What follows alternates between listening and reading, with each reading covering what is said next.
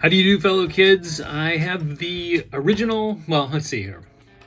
There's been so many different Snake Eyes released in this G.I. Joe classified line that it's difficult to explain which one this is.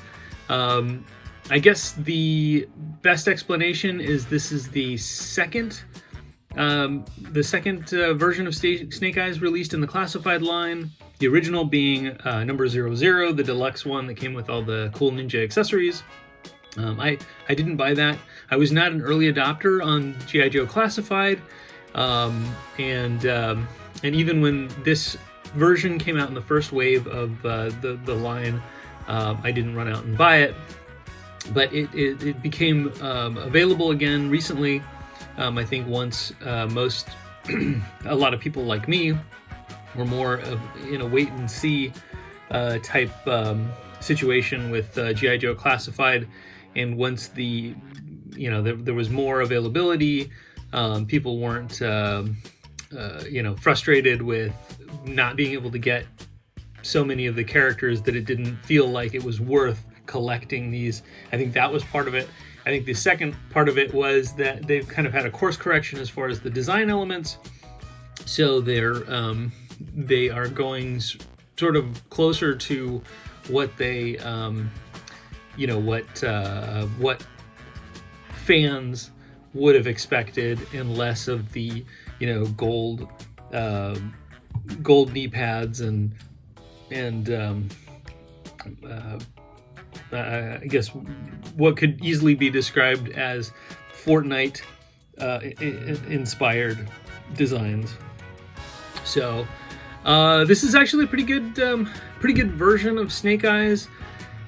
On first look, he is close enough to the vintage version 2 Snake Eyes that that I would say that's a good approximation, or that this is true to its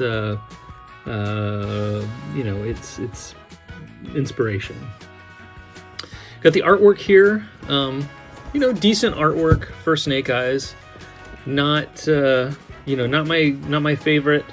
I think probably my favorite artwork would have been Destro version. Destro for Classified. The Silverhead, not the Pimp Daddy Destro.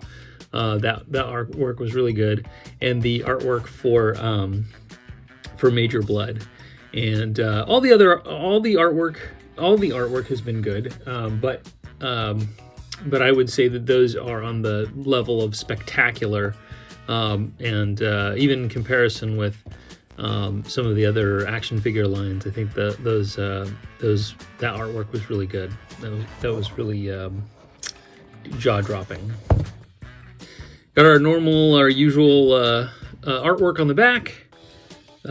Snake Eyes here, front and center, in our little collage. So yeah, let's see. Let's take a quick look at the artwork here. I hadn't looked too closely at it, but it's interesting to see what the vehicles that are being included.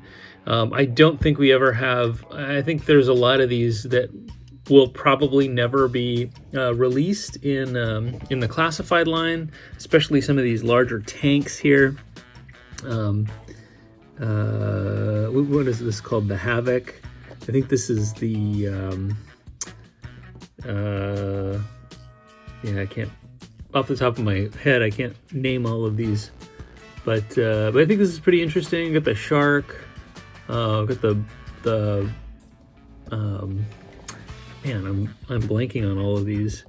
What was this called? The Skyhawk, the Dragonfly. I've heard rumors that we could get a Trouble Bubble. This is, I think I think this is the fire bat. Oops, out of frame. This is the fire bat. That's small enough. I could see maybe getting a fire bat. I'd love to see. I've seen guys 3D printing their own HISS tanks on social media. I also think the Fang is small enough that we could possibly see a Fang.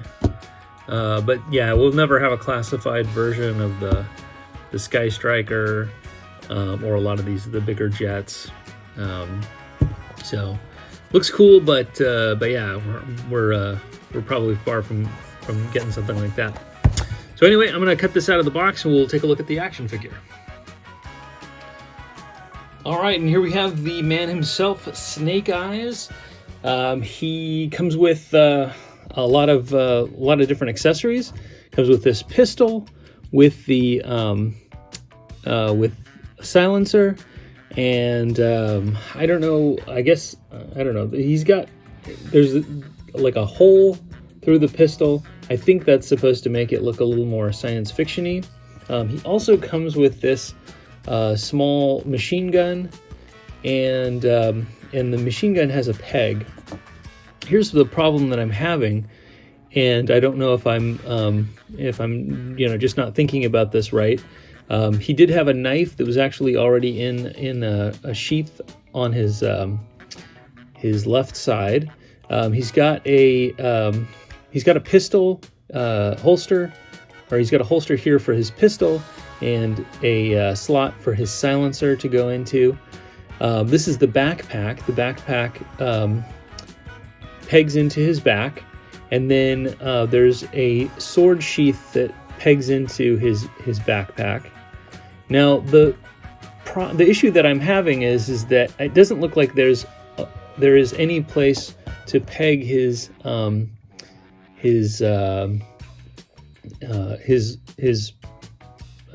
machine gun.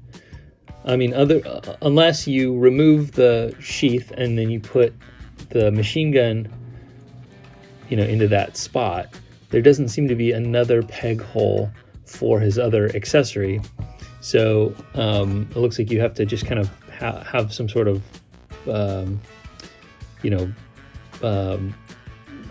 figure out which accessory is going to go where. The other thing is that the sheath that I got is kind of bent, and I'd like that to be straight so that it doesn't warp the sword. So I guess he needs to either be holding the sword or the machine gun. So depending on how you want him displayed, you can do that. You can kind of figure out which one of those you would prefer. His hands are really stiff. I had to really work to get that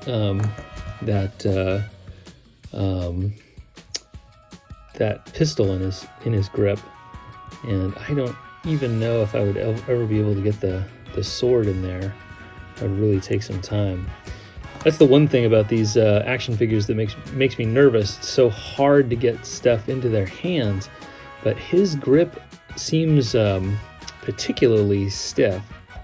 It's the other action figures have a little bit more give, which allows you to kind of work the accessories in there.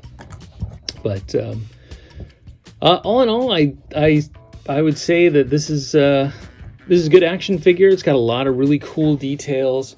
The only other Snake Eyes action figure that I've opened is the one from the movie Snake Eyes Origin, and that one was just okay. There was not a lot of paint apps.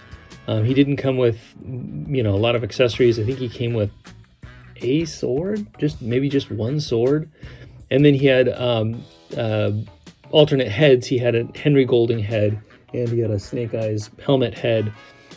And obviously I prefer this one so much more than the movie version. The movie version just basically was just kind of an uninspired, throw together, and not not really a suit that appeared in that movie. I mean, other than the last 2 seconds of the film. It would have, hey man, I think it would have been cooler to have this version. This is, I don't know, this kind of reminds me of what was the second G.I. Joe movie that came out, I think around 2011 or something, was that G.I. Joe Retaliation. But I thought that version of Snake Eyes was probably my favorite film version of Snake Eyes. And the Rise of Cobra version, I never realized that the vintage version, you could see kind of Snake Eyes' lips, and the Rise of Cobra version kind of incorporated that.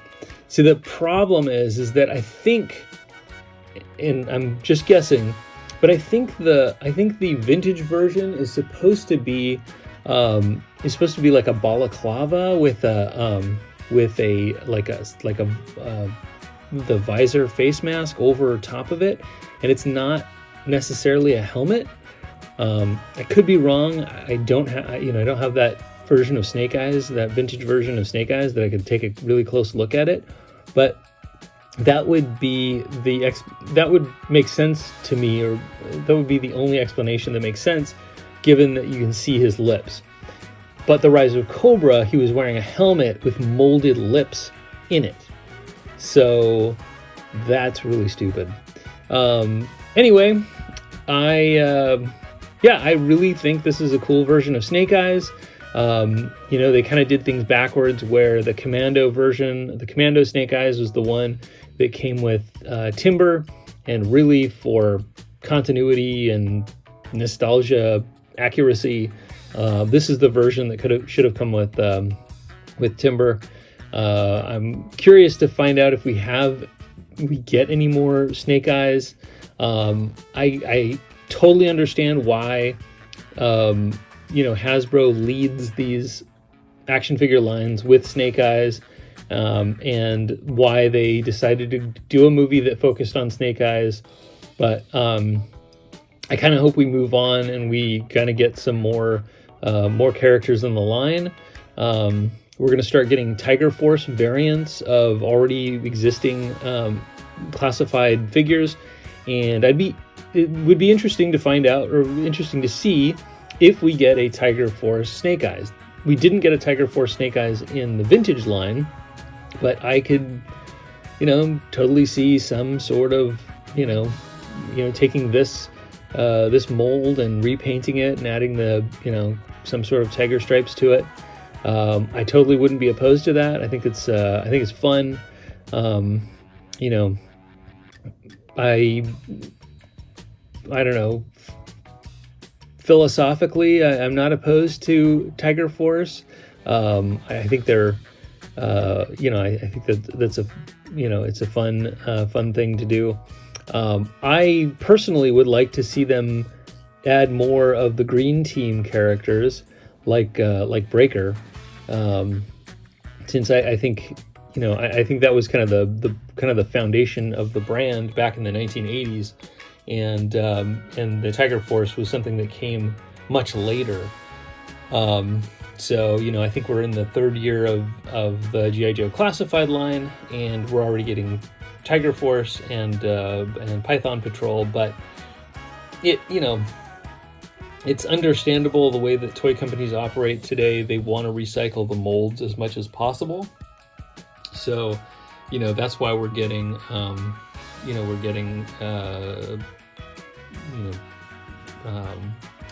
these repaints, so early. But yeah, I mean, I'm having a lot of fun with the G.I. Joe classified line. I think a lot of what they're releasing is pretty cool. Scratches my nostalgia itch for G.I. Joe, and I'm curious to see what they come up with next.